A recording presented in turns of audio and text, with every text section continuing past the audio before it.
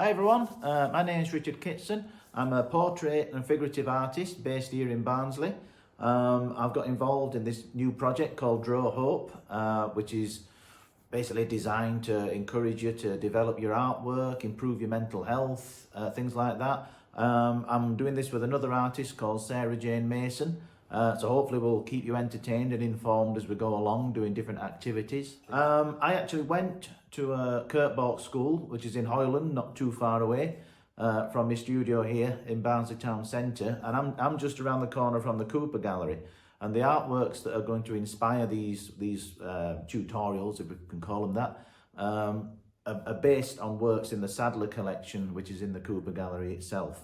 I like painting portraits because I'm interested in people. I like to paint from life rather than photographs because I enjoy the conversations we can have. I like seeing people's faces move. I think it creates a more tangible likeness.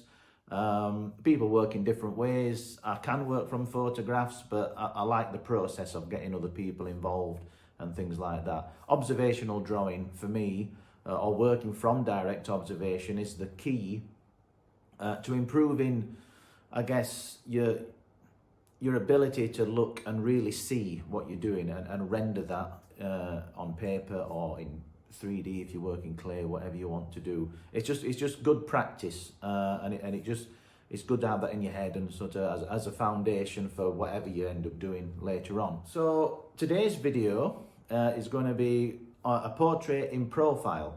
So most portraits are like this, straight on. The one I'm going to do today is in profile, which is slightly trickier because you measure out the face in the same way, but obviously the features are to one side, so that can be a little bit tricky.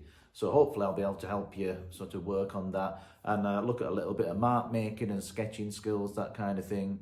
The piece of work that we're going to look at is by an artist called Henry Lamb.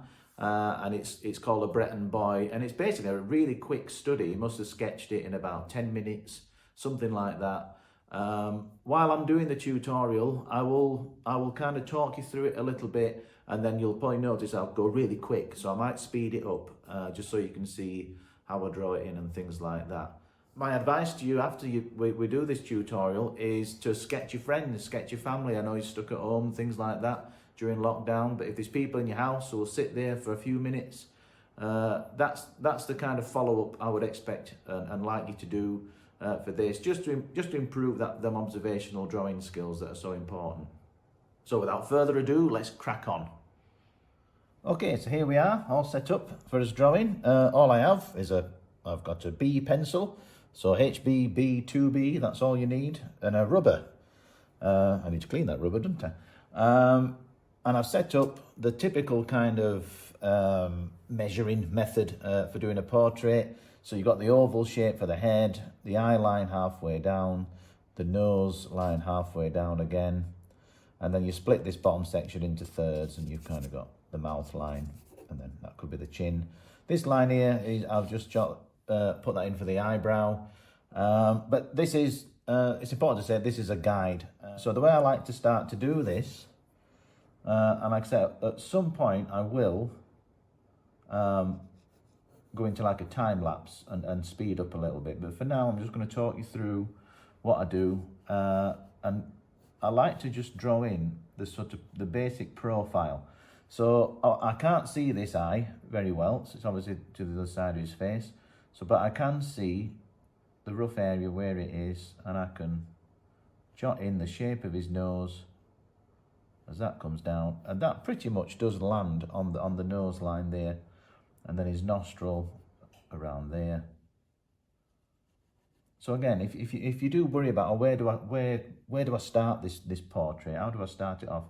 A simple grid like this, a simple sort of setup like this, will just get you going. And then the mouth, so you've got the top lip.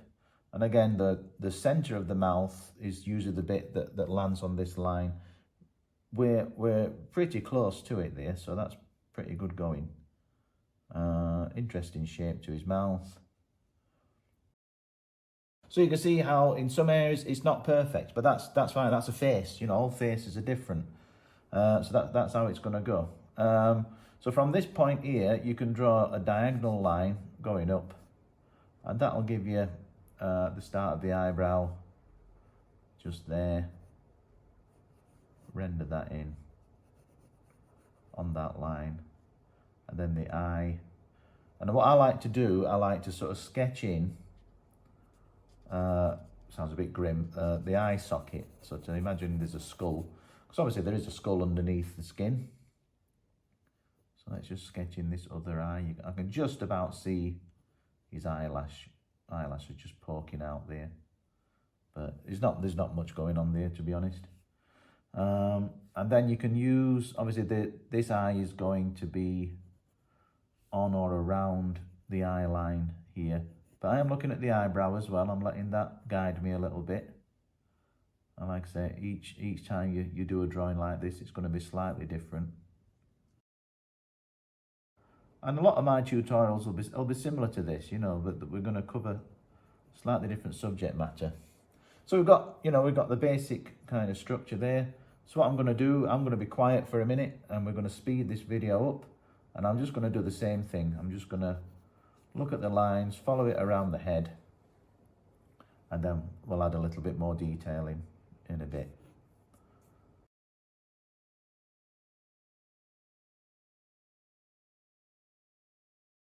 Okay, so at this point, we've got everything kind of sketched in. The ear, I just basically traced a line going across from the eyebrow. It pretty much measures up like that. The ear is normally in between the eyes and the nose. So you can, at this point, start to rub out the guidelines. So I'll do that really quickly. So the guidelines have done their job. I've rubbed a little bit too much out in places. And I'm going to just put in a little bit of tone using hatching and cross hatching. So I prefer to hatch and cross hatch as opposed to sort of smudge with my fingers, because it makes the drawing a little bit more exciting. And every now and again you'll see me kind of pressing on a little bit more, and that's called sensitivity of line. It just makes your line work a bit more exciting, so you've got a nice bit of variation in your mark making.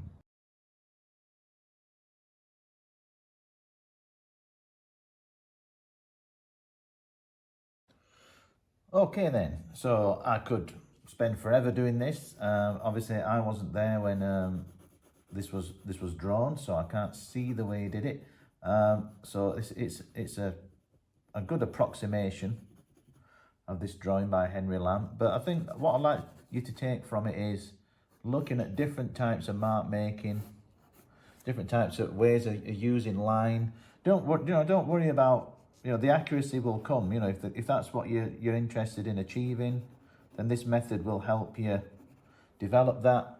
But there's different things going on. You've got the kind of mark making, and for me that's the important bit. You've got an exciting drawing that hasn't taken forever, and it's something that you can apply to your own work. It's just sit someone down, say, let's have 10 minutes. I'm going to do a quick sketch of you using this technique, and that's it.